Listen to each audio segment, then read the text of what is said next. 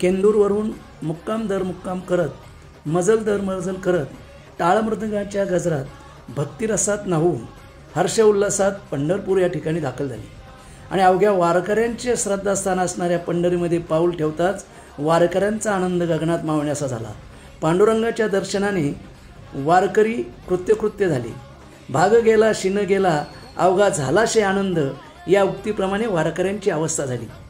केंदूर गावचे महान संत कानोपाटक हे ज्ञानेश्वरांचे समकालीन तसेच अधिकारप्राप्त संत असूनही त्यांच्याबद्दल वारकरी संप्रदायाला विशेष अशी माहिती नाही।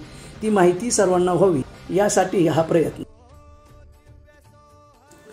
पंढरपूरहून परत आलेल्या पालखीचे स्वागत करण्यासाठी सर्व भाविक ग्रामस्थ वेशीजवळ जमतात। साधू संत येती घरा तोची दिवाळी दसरा या उक्तीप्रमाणे सर्वजण आनंद उत्सव साजरा करतात।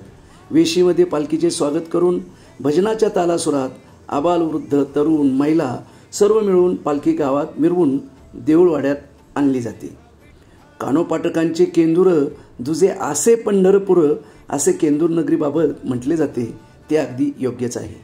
शांतम ब्रह्मपरम जलधीतकरम श्री शंभो तेजोद्भवम कानोपाटकम सर्वज्ञम त्वम द्विजवरम त्याहदहम सर्वदा। यानंतर सार्वजनिक आरती घेतली जाते आणि सर्व गावकरी आपापल्या घरी मार्गस्थ होतात।